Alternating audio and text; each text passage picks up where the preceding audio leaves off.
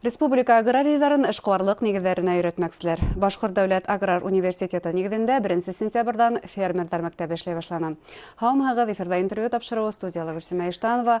Программабызның кунагы Башкорт дәүләт аграр университетының өстәмә белем бирү институты директоры Рамил Мирсаяпов. Рамил Рубисович, һаумыгыз. Саумысыз. Шулай итеп, фермерлар мәктәбе эшләй башлана, уның максаты һәм бурычлары турында һөйләп үтһәгез инде. Ул тәүгә оештырыламы? Менә чынында әйтеп үтәсе килә, 1 сентябрь көнне Башкорт дәүләт аграр университеты базасында Россельхозбанкның фермер мәктәбе беренче тапкыр пилот белем бирү проекты ачып җибәрде. Башкортстан Россиянең 4 төбәгенең берсе дип үтте бу елы. 4 төбәк пилотный проект булдылар быелга. Анда Россельхозбанк теоретический һәм практик укыту программасын ачып җибәрде. Укулар нулдан нәтиҗәле фермер бизнесын төзүгә һәм авылда эшчеләрнең квалификациясын күтәрергә тапшырылган. Демәк, баштан башлап тулыһынса укыталар, шулай. Баштан башлап укыталар һәм авылда уже эш алып барган фермерларга да квалификациясын юнәлтәләр, күтәртергә юнәлдерәләр. Әйттегез, Башкортстан 4 пилот төбәк арасына инде дип. Нинди категория буенча хайлап алынды? Беренчедән әйтәсем килә, караганнар инде менә кайда база бар, әйбит. Әйтеп китәсем килә инде, Россельхозбанк безнең аграр университетта үзенең аудиториясын эшләде. Ул мини офис кебек, менә Россельхозбанкның офисына керсәгез, шундый аудитория безнең аграр университетта отдельно тора аудитория. Шуңа күрә безнең вуз Россиядә алдынгы дип шутлана. Тагын инде төбәктәр инде был фермерлар мәктәбендә. Менә Ставропольский край, Московская область и Новосибирская областлар инделәр. Аларда тоже менә авыл хуҗалыклары алда бара. Һәм әйтәсе килә, безнең республикада фермерлыкны эшләтер өчен уңайлы шартлар көйләнгән. Демәк, ошо талаптар шушы талаплар аркасында без пилотный проектка кергәнбез дип уйлыйм инде. Теләүсләр күп булдымы был фермерлар мәктәбенә эләгергә теләүсләр? Күп булды. Конкурс үткәрелде. Безнең авыл хуҗалыгы министрлыгында конкурс үткәрелде. Заявкалар җыелды да. Менә без 30 кеше укытырга тиешбез икән, әйбит. Тәртип буенча заявканы бирделәр 100дән күбрәк кеше. Бер урынга 3тән күбрәк кеше туры килде инде конкурс булды. Демәк, конкурс нигезендә хайлап алдыгыз. Алар үзләренең проектларын күрсәттеләр, якладылар, шулай итеп үттеләр инде. Уку түләүлеме? Уку алар өчен түләүле түгел. Укуны безнең үз өстенә ала Россельхозбанк, аудиторияны да Россельхозбанк көйләде, безгә эшләде. Укытучылар кемдер бар фермер мәктәбендә? Фермер мәктәбендә укытучылар безнең аграр университетының укытучылары, бердән баштан әйтәсем килә, менә сезнең белән сөйләшкәнек, финансы яклар, бухгалтерский учетларны, маркетинглар буенча безнең укытучылар укыта. Менә практик яктан инде без алдынгы эшкуарларын чакырабыз, практикларын чакырып, аларын да Россельхозбанкның эшчеләрен дә чакыртып, бергәләп эшләп барабыз инде. Демәк, республиканың алдынгы тәҗрибәле фермерлары шулай ук был фермерлык мәктәбенә ылыктырылган, улар укыту эшеннән бара. Алар үзләренең җитешкән примерлары белән уже күрсәтеп, без менә шу теоретический укытуны бетергәчтән бер ай алар шушы алдынгы хуҗалыкларда стажировка үтәчәкләр. Һәрберсенең үзенең сайлаган направлениесе буенча. Кемдер сөт буенча, сыр буенча, кемдер инде ит җитештерү буенча. Әйткәндә, нинди юнәлештәр буенча белем бирәһегез? Без бүгенге көндә менә әле укыта башладык бит инде. Хуҗалык итүнең кече рәвешендә яңа предприятиеләрне ничек эшләтеп җибәрергә, агробизнес алып баруның алдынгы алымнарына өйрәтәбез. Нинди федераль һәм республиканский ярдәмнәр алып була, кулланып була аларга. Укыту программасы бит инде безнең беренче блокта әйтеп китәсем килә, тагын фундаментальный белемнәр бирәбез.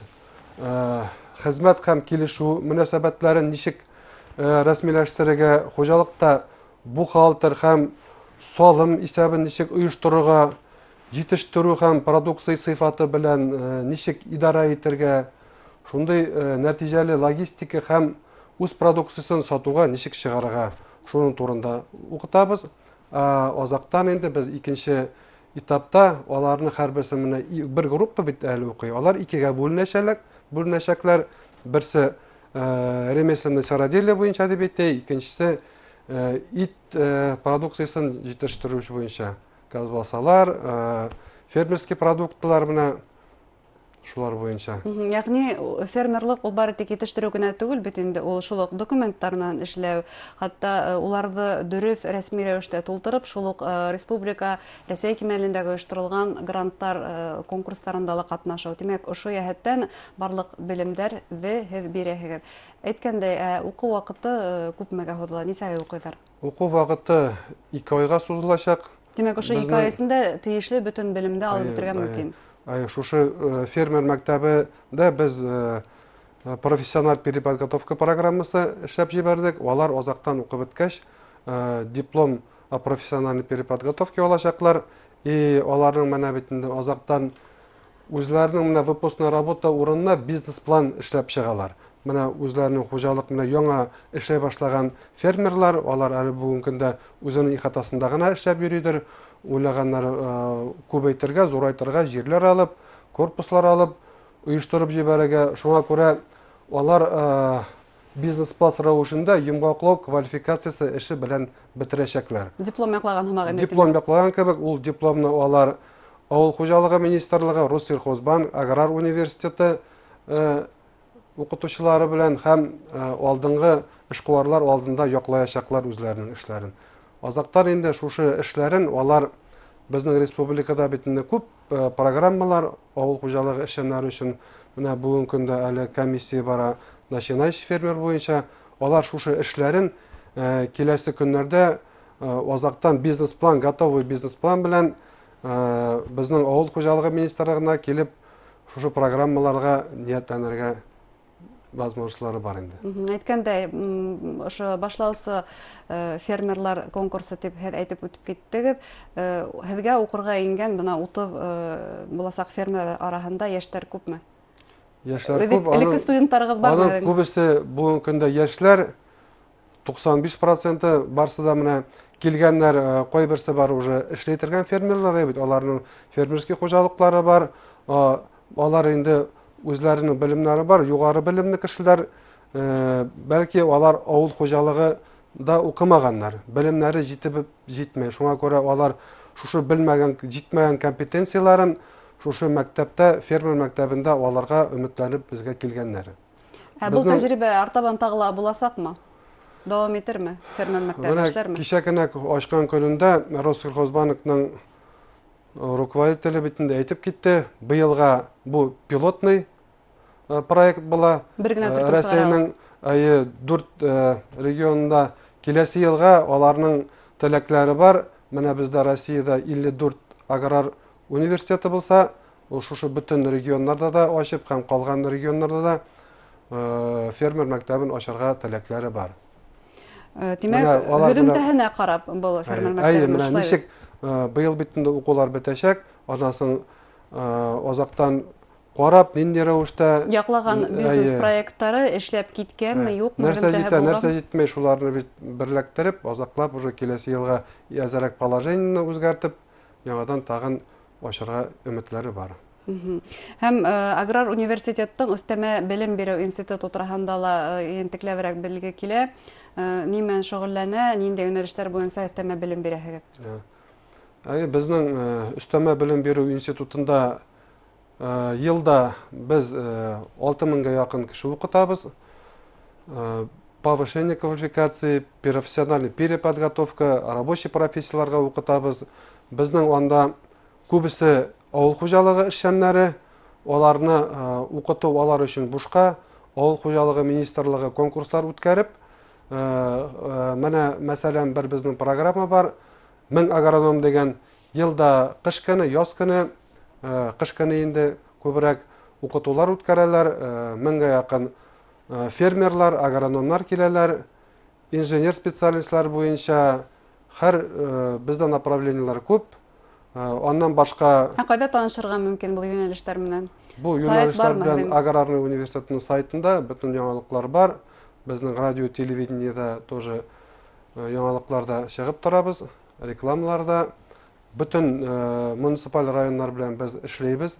Университет стенасында гына түгел, районнарга чыгып укытабыз без. Мәсәлән, менә әле август аенда гына 2 конкурс җиңдек. Авыл укытучыларын укыту буенча финансовый грамотностька конкурс үткәрде Мәскәү.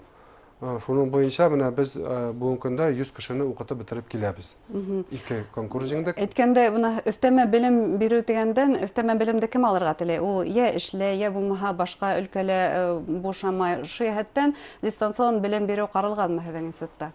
Каралга менә әйтәсем килә ишә кем теләй. Теләй, күп кеше теләй. Бүгенге көндә бөтенләй бер цифровизация, цифровой технологияларга күчеп бара. Бөтенесе дә компьютердан, квартплатында түләләр, телефонда түләләр. Безгә без Министерство семьи труда белән күптән эшләйбез. Ул Народный университет третьего возраста компьютерный грамотностьларга виш өйрәтәбез.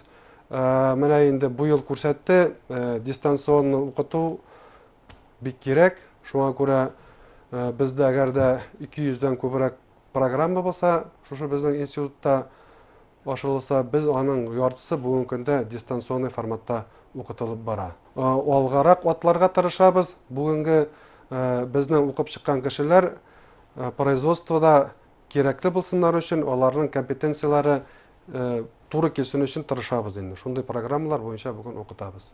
Әңгәмәгез өчен рәхмәт, һеҙгә эшегеҙҙә уңыштар теләйбеҙ. Рәхмәт. Хөрмәтле тамашасылар, Башҡорт дәүләт аграр университеты нигеҙендә ойошторолған фермерҙар мәктәбе тураһында уҡыу йортоноң өҫтәмә белем биреү институты директоры Рәмил Мирсаяпов менән һөйләштек. Иғтибарығыҙ өсөн рәхмәт, һау булығыҙ.